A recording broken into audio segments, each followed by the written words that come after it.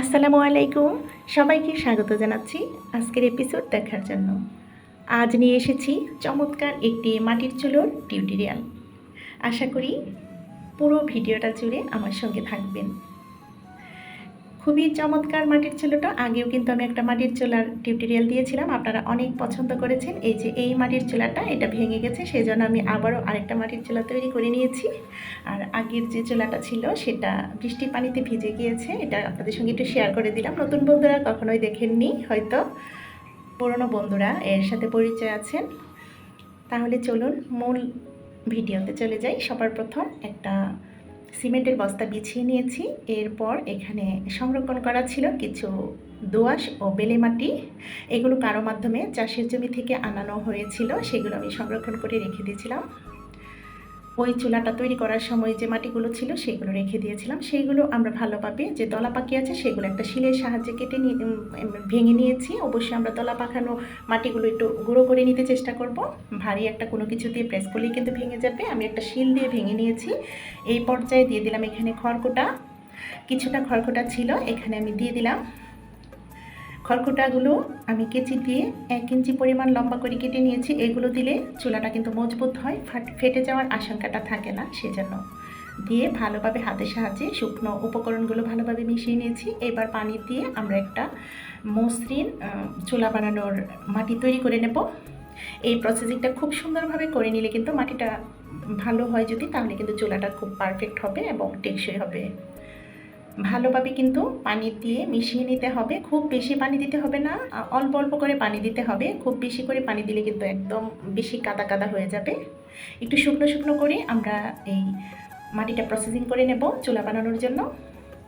2 হাতের সাহায্যে আমি কিন্তু খুব ভালোভাবে প্রেস করে করে ময়ান করে করে এটা প্রসেসিং করে নিচ্ছি। আপনারা চাইলে এই মুহূর্তে কোদাল ব্যবহার করতে পারেন। তো কোদালের কাজটা আমার প্রয়োজন হয়নি, কারণ খুব মসৃণ করে নিয়েছিলাম। আমি একটা বেলচার সাহায্যে, স্টিলের একটা বেলচার সাহায্যে কোদালের কাজটা করে নিয়েছি। আর দেখতে পাচ্ছেন মাটিটা কতটা মসৃণ হয়েছে। আমি দেখিয়ে দিচ্ছি, কোনো প্রকার দলা পাকানো যেন না থাকে। এইবার একটা পরিত্যক্ত বা নষ্ট কড়াই নিয়েছি। কড়াইটাতে আমি যে প্রসেসিং করেছিলাম চুলার মাটিগুলো দিয়ে দিচ্ছি অল্প অল্প করে, প্রেস করে করে কিন্তু আমরা এটা ফিল আপ করে ফেলবো।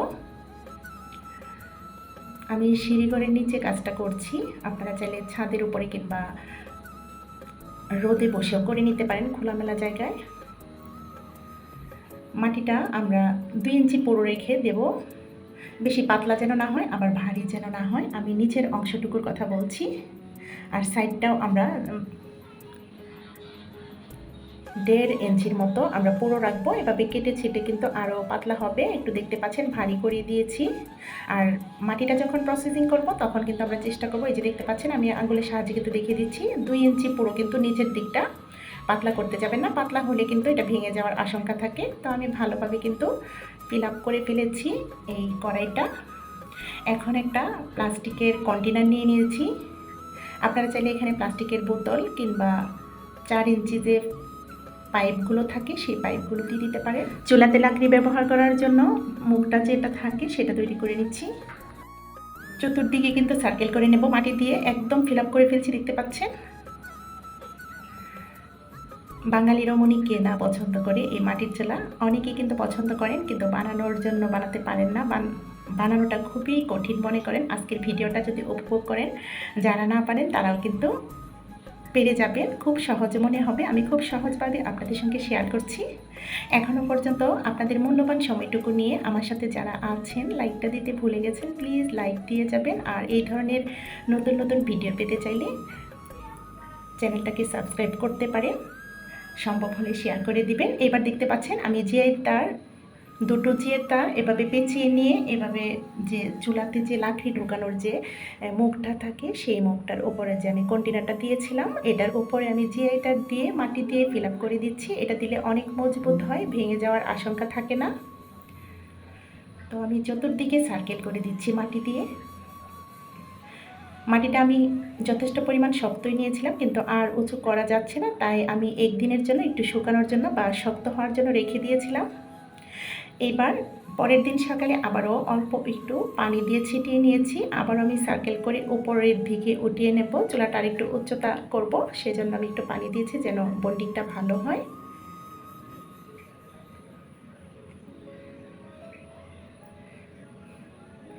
খুব ভালোভাবে কিন্তু উঁচু করে নিয়ে নিচ্ছি। চুলাটার উচ্চতা ছিল 1 ফুটের মতো হবে, 1 ফুটের চেয়ে কিছুটা বেশি হতে পারে। আর ভিতরে যেন একটু গভীর হয় সেদিকে লক্ষ্য রাখবো। এবার আমি কিন্তু দেখতে পাচ্ছেন আমি উঁচু করে নিচ্ছি সার্কেল করে মাটি দিয়ে।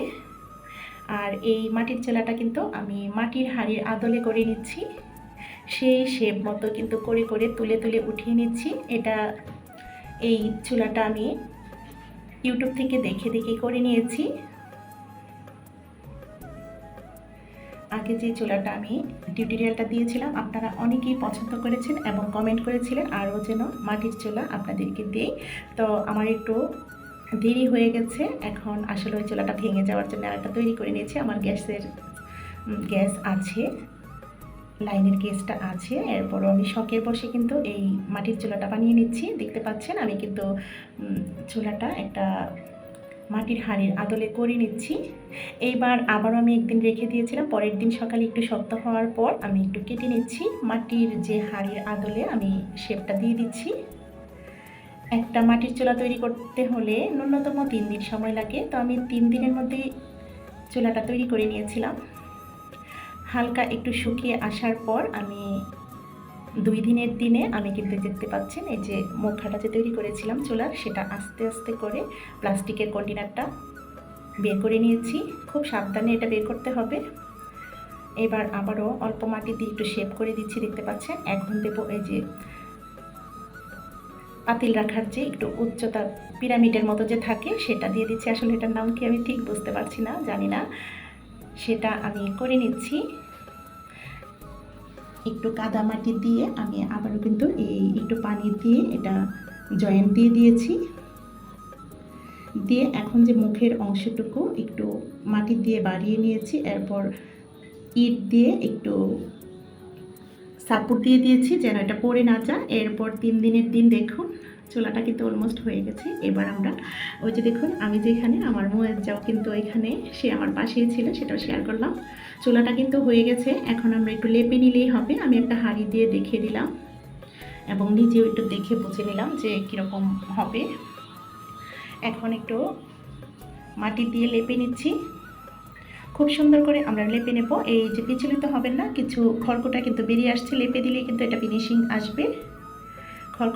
খড়কুটা দিলে কিন্তু চুলাটা টেকসই হয়। আমি কথাটা আবারও বলছি, অনেকেরই কিন্তু এটা অজানা থাকে, আমি জানিয়ে দিলাম। খুব ভালোভাবে লেপে নিচ্ছি আষ্টে পিষ্টে।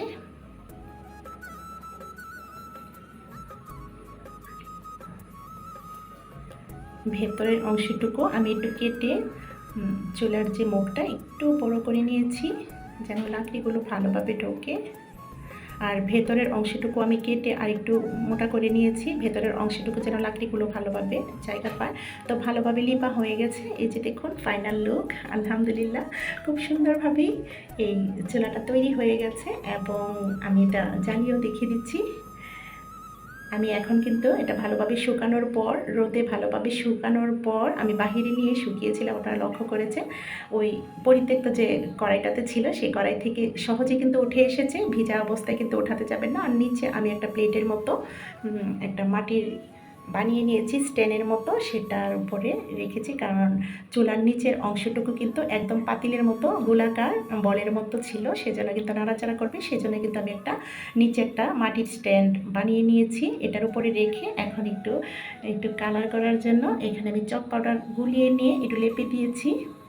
আর এই যে আবির, এখানে গোলাপি কালার আবির দিয়ে আমি একটু লেপে নেব একটু সৌন্দর্যের জন্য। আসলে আমার ন্যাচারালটাই ভালো লাগছিল, এরপরও আমি একটু সৌন্দর্যের জন্য এই কালারটা করে নিয়েছিলাম, সেটাও আপনাদের সঙ্গে শেয়ার করলাম। তবে আপনারা কমেন্টের মাধ্যমে বলবেন যে গোলাপি রং করার পরে ভালো লাগছিল না ওই ন্যাচারাল যে মাটির কালারটা সেটা ভালো লাগছিল, সেটা কমেন্টে বলে যাবেন।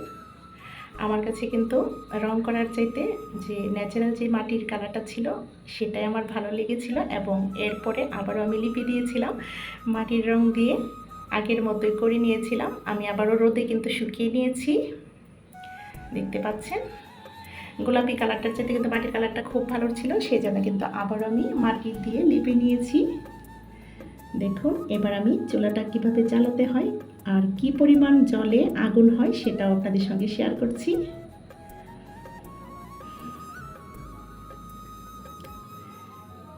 এখন আমি কিছু কাঠের গুঁড়ি, মিস্ত্রি কিছু ঘরে কাজ করেছিল সেই কাঠের যে গুঁড়িগুলো টুকরোগুলো রেখে দিয়েছিলাম, আর কিছু পেপার নিয়েছি, দিয়ে তারপর আগুন ধরিয়ে দিয়েছি। খুব সহজে, আমি এখানে কোনো কেরোসিন বা কোনো তেল ব্যবহার করিনি, এইভাবেই জ্বলে গিয়েছিল। শুকনো কাঠ কিংবা খড়কুটা দিলেই কিন্তু খুব সুন্দরভাবে জ্বলে যায়। দেখুন আমি আগুনটা ধরিয়ে আপনাদেরকে দেখিয়ে দিলাম। আশা করি আজকের ভিডিওটি আপনাদের ভালো লেগেছে। যদি এই ধরনের ভিডিও পেতে চান অবশ্যই লাইক, কমেন্ট, শেয়ার করতে ভুলবেন না। চ্যানেলটিকে সাবস্ক্রাইব করার বিশেষ অনুরোধ রইল। তো পরবর্তী ভিডিও দেখার আমন্ত্রণ রেখে আপনাদের সবার সুস্বাস্থ্য কামনা করে আজকের মতো ভিডিওটা এখানেই শেষ করব। সবাই ভালো থাকবেন, সুস্থ থাকবেন, আমাদের পাশে থাকবেন, আমাদের জন্য দোয়া করবেন। আল্লাহ হাফিজ, আসসালামু আলাইকুম।